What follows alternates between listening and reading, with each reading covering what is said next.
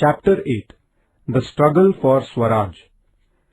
The British did not respond to the constitutional agitation of the Indian National Congress in its early days.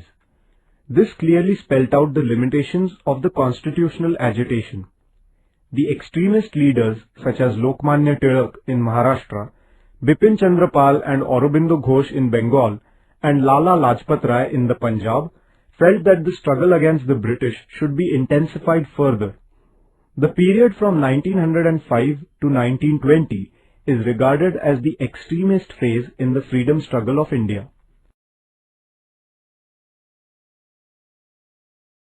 Progress of the extremist politics. Initially, the extremist leaders used the medium of newspapers, national festivals, and national education to bring about the political awakening of the Indians. In addition to the newspapers Kesari and Maratha, Lokmanya Tilak organized public celebrations of Ganeshotsav and Shiv Jayanti. The purpose in organizing these national festivals was to bring people together, burying their mutual differences, and to bring about national awakening in them. In those days, efforts were made through the Ganeshotsav programs to bring about political awakening of the people. Lokmanya Tilak put emphasis on making the people active in this regard. He wrote the Gita Rahasya with a view to explaining this Karma Yoga while he was in jail at Mandale. The extremist leaders founded educational institutes in order to sow the seeds of nationalism in society. The purpose behind national education was to awaken a sense of pride for one's motherland. During the extremist phase, the national movement acquired a wider base.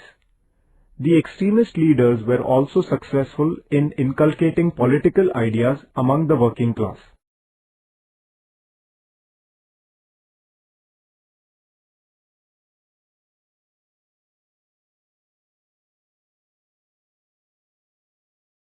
The partition of Bengal.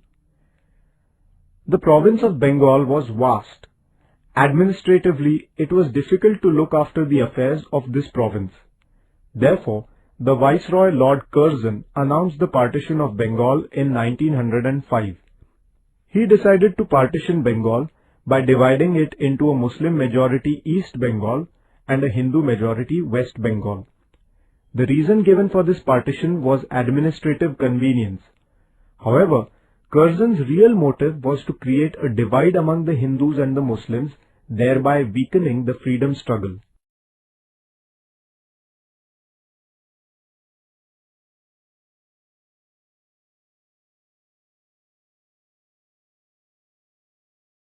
The anti-partition movement. The people of Bengal were enraged by the partition of Bengal. The day of partition, 16th October, was observed as a national mourning day. Protest meetings were organized to condemn the government's decision. Vande Mataram was sung everywhere. The Raksha Bandhan program was organized as a mark of unity. Foreign goods were boycotted. Students boycotted government-run schools and colleges, thus joining the movement in large numbers. Educational institutions inspiring a national sentiment were established.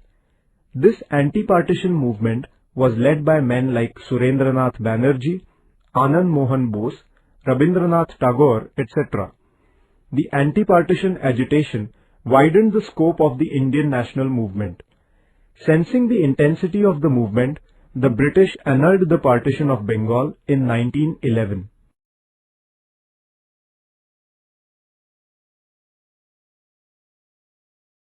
Servants of India Society. Gopal Krishna Gokhale founded the Servants of India Society in 1905. Through the society, he aimed at arousing patriotism and thereby inculcating selflessness among the people. He also aimed at creating harmony by eradicating religious and caste differences. The society was founded also for the spread of education. While in England, Gokhale placed before the British people a picture of India's poverty and misery and also of the British oppression in India. The 4-point program of the Indian National Congress. Gokhale was the president of the Congress session of 1905. he justified the anti-partition movement. The Congress session of 1906 was presided over by Dadabhai Naoroji. In his presidential speech, he declared Swaraj to be the goal of the Indian National Congress. His message to the Indian people was, remain united, attain Swaraj, and carry on ceaseless struggle for it. In this same session, the Indian National Congress unanimously adopted the 4-point program of Swaraj, Swadeshi, boycott and national education. Differences between the moderates and the extremists. Differences had begun to arise in the Indian National Congress as to how to deal with the oppressive and unjust policies of the British. One group was of the opinion that even though the British had not fulfilled the demands of the National Congress, the Congress should carry on its work within the limits of law. They were known as the moderates. The other group thought that the British government would not pay heed to mere appeals or petitions. They wanted to intensify the struggle, to take it to the common people, to awaken the masses politically, to secure their participation in the national movement, and to force the government to bow before public opinion. People in this group were called extremists. The moderates laid the foundation of the struggle for independence, and the extremists took the movement further. The Surat Session. These differences in the Indian National Congress reached a climax during the session of the Congress held at Surat in 1907. The moderates wanted to bypass the resolutions on Swadeshi and boycott. The extremists wanted to thwart this attempt of the moderates. This led to increasing tension at the session. It became impossible to arrive at a compromise. At last, the Indian National Congress split. The oppressive policy of the British. The government became apprehensive due to the powerful anti-partition agitation of the people. In order to check the agitation, the government resorted to the policy of oppression. Acts were passed to ban public meetings. Those who violated the law were punished severely. Even school-going children were caned. Many restrictions were put on newspapers. Many printing presses were confiscated on charges of criticism against the government. Writers and editors were imprisoned. The government took very strong measures against the extremist leaders. Lokmanya Tilak was charged with sedition and sent to Mandalay for a term of 6 years. Bipin Chandra Pal was sent to jail and Lala Lajpat Rai was deported from the Punjab. The formation of the Muslim League.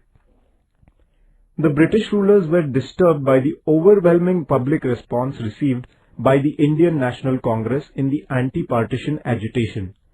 Once again, the British resorted to the policy of divide and rule. Many British officers began to suggest that a separate political organization of the Muslims was needed to safeguard the interests of the Muslims. Encouraged by the British government, a delegation of upper-class Muslims led by Aga Khan met the Governor-General Lord Minto. With the encouragement of Lord Minto and other British officers, an organization called the Muslim League was formed in 1906. Prominent among the founders of the League were religious leaders like Aga Khan and landlords like Mohsin ul Mulk and Nawab Salim Ullah.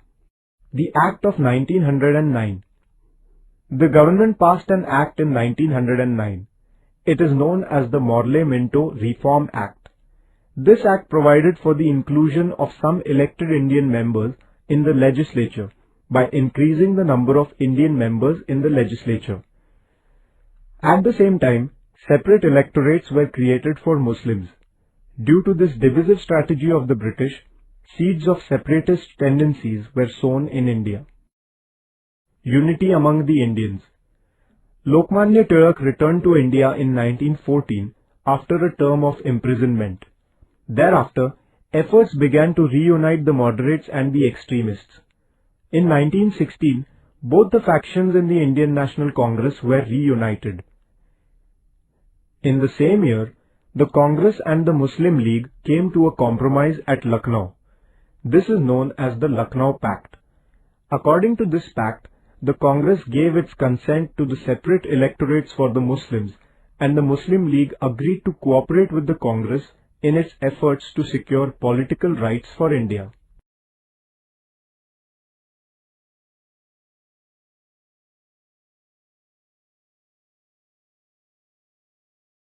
The Home Rule Movement. The First World War in Europe broke out in August 1914. This war affected India also. The prices of items of daily need began to rise. The government imposed many restrictions on the citizens. Therefore, the discontent among the Indians began to grow. It was in these circumstances that Dr. Annie Besant and Lokmanya Tilak started the Home Rule movement. Home rule means self-rule, managing our own affairs ourselves. A Home Rule movement had been launched in Ireland against colonialism. On similar lines, the Home Rule movement in India asked the British government for the right to self-rule. Annie Besant and Lokmanya Tilak led whirlwind campaigns throughout the country to take the message of Home Rule to the people. Lokmanya Tilak firmly stated that Swaraj is my birthright and I will have it. The Home Rule movement lent a new vigor to the national movement.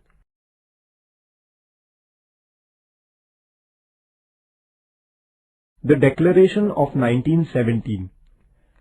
Against the background of the growing discontent in India, the growing popularity of the Home Rule movement, and the state of war in Europe, the British government decided to grant some political rights to the Indians.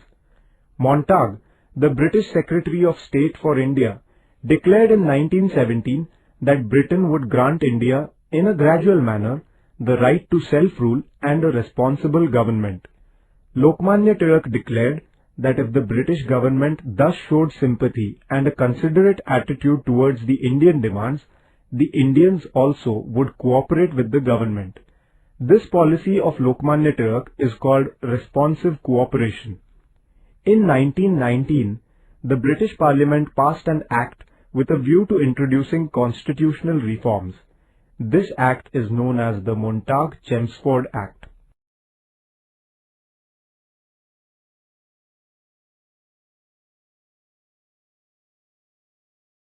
The Montague-Chelmsford Act. According to this act, at the provincial level, some less important departments came to be transferred to Indian ministers, but important departments like finance, revenue and home affairs were in the hands of the governor. It was expected by all that the 1919 Act would lay the foundation of responsible government in India, but in reality, the Act was disappointing. Lokmanya Tilak criticized the Act, saying that it was neither Swaraj nor its foundation. All Indians realized that a nationwide agitation was needed to compel the government to meet their demands. India prepared herself for the next phase of her struggle.